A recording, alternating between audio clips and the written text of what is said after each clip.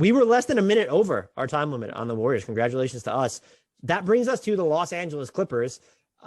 Key free agents for them. They've already extended Robert Covington, so he's off the board. Nicholas Batum, they have early bird rights on him. Amir Coffey is a restricted free agent. They have full bird rights on him. And probably the most underrated free agent, or what, definitely the most underrated free agent big, Isaiah Hartenstein. He is a non-bird free agent and was spectacular for them. Their best spending tool, if they want to use it, is going to be the mini MLE. However, they also have two sizable traded player exceptions if they want to use them. There's the one that they got from the Rondo deal. That's a $8.25 million. It expires on July 18th, so they would need to use it this summer. And then there's the Serge Ibaka one at $9.3 million that will expire around the trade deadline of next season. What are you expecting from them in free agency? Any thoughts? Well, do you even think that because of the TPEs that they just might end up being a little bit more aggressive than a team in their tax situation normally would be? Yeah, I think they really strike me as much more of a trade kind of in terms of what sorts of transactions are they going to utilize to improve the roster, which is in theory super good if you get all the big guns back and everybody's set to go. I mean, they're a legit contender to me that I think they just need. I think Reggie Jackson's solid. Terrence Mann, not really a pure point guard. I think they need an upgrade in sort of the playmaking department, especially if you're banking on Kawhi Leonard missing X number of games. Just price that in. You're going to need someone else, I think, to supplement Paul George. So I look at guards, playmakers, whatever position, but specifically point guard types that as their free agent targets. I think, again, going back to the sort of the avenues to improve, I think are really trades. Like they're among the few realistic Kyrie Irving trade destinations just because they have several salaries that they can throw together of quality rotation guys like Kennard, Jackson, I'd throw him in there too, Norm Powell, Marcus Morris. Like they have ways to cobble salary together for not necessarily Irving, but sort of whatever bigger name might shake loose. But free agency, I don't really expect to be a major sort of avenue for improvement for them. I don't know if you feel differently. No, I'm with you. Maybe they go out. I know they like to play small, but maybe they go out and get another big, just because I would assume that Hartenstein leaves and you still have to fill the minutes behind Zubats if you don't want to go small all the time. And you could find a quality big, probably not one that's going to be as good as Hartenstein, who I think might get the non-taxpayers mid-level, by the way. But you can at least maybe fill those minutes and then just commit to playing small. I would also agree that in addition to the TPEs, they're the rare team with an excess of wings. And I feel like they could view Marcus Morris Sr. as sort of the odd man out. If you're bringing back you brought back Covington already, Kawhi and Paul George, you're hoping they're healthy. Even if you bring back Amir Coffey, who I think he's one of the more underrated free agents as well, can you use Marcus Morris Sr. to get different guard help? I proposed, and Clippers fans didn't hate it. He's not going to give you a ton of passing or rim pressure, but Jordan Clarkson for Marcus Morris Sr. Cut your tax bill. Jordan Clarkson is a player option that he probably declines next year, I would guess, at this point. Could be more flexible there. The other thing I wanted to throw at you, and I think we're pretty much in the realm of trade targets here, because I just don't know, if you want to try and sign would Rubio go to you, and you're just fine not having him until the middle of next year.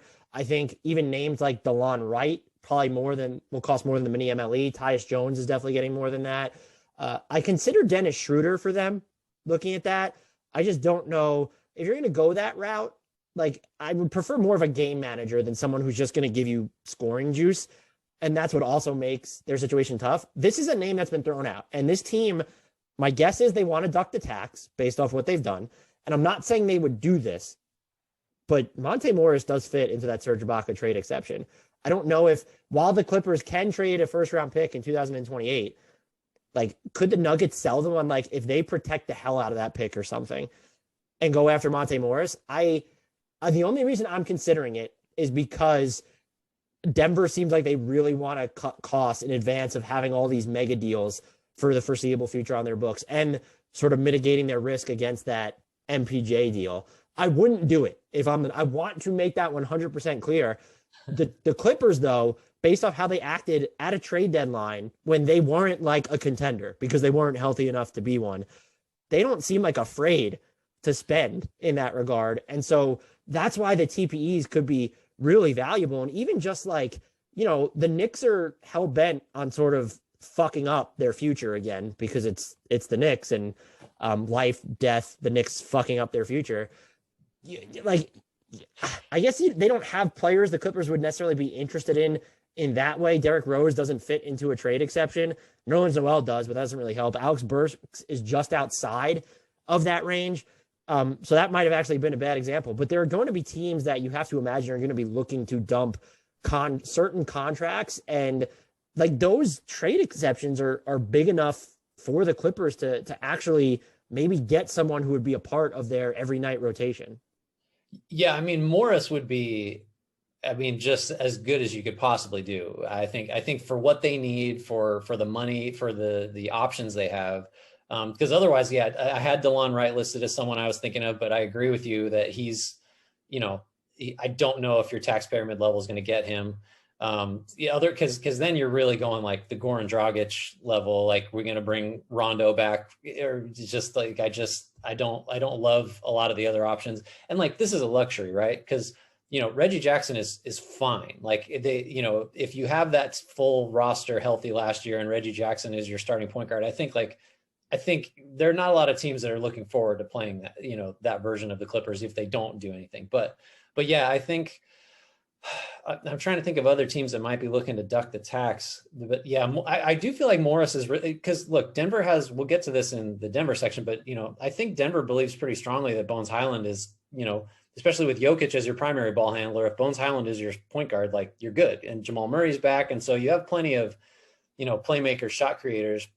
Morris kind of becomes expendable. And I think more broadly, I think it feels to me, I've heard the opposite said, and I disagree. It feels to me like there are a lot of teams that need a point guard this offseason, and there are not a lot of quality options. So that's why like Malcolm Brogdon and D'Angelo Russell are just in every trade rumor, and Tyus Jones is probably getting overpaid. So Morris, I think, is a real, I don't know if you're going to get the most for him sending him to LA into a trade exception, but Morris is someone I think that could be hugely valuable for Denver, not just because he'll get him out of the tax, but just because he could bring a decent return. Yeah, the other name I thought about and it would be a TPE thing, and we know that this team is going to be pinching pennies, was Cameron Payne.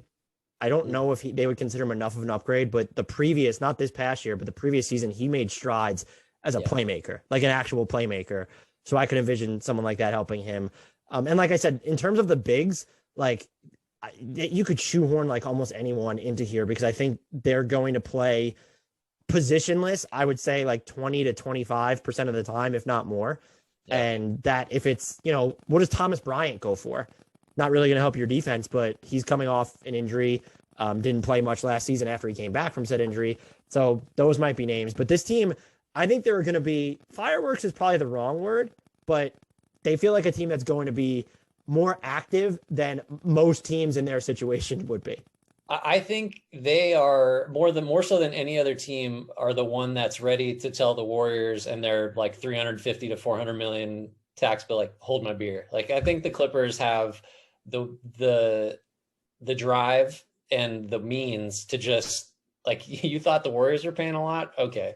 Let's get this Ballmer money out there and see if we can get to like 450 million in cap and tax. So do you think they'll use their mini MLE then? Oh yeah, I think so. I think they care less about money than any other franchise, Warriors included. I think because if you think too, like how long is the Paul George, Kawhi Leonard window going to be open? Like it may be shut already, but I think they're going to spend as much as they possibly can to see if this year and next year maybe they have something. They're going to be no worse than the second most popular title bet next season, because the Warriors might be first, which fair. Maybe some people consider the Bucks, but I think the Clippers are going to be top two there. I thought about Thaddeus Young for them, but I don't know if then you're putting too many eggs in the positionless basket. But if you could get him for the mini MLE and Toronto didn't want him, my guess is Toronto's going to pay him more, maybe over short term. That would be interesting. But the Clippers, I'm more fascinated by them. I want to see them use at least the Rondo trade exception. But Monte Morris, when I came up with names that could fit in there on a different podcast, he wasn't on there. Then I saw kind of what the Denver Nuggets were doing, and I was like, oh, yeah. So that's where I'm at with them.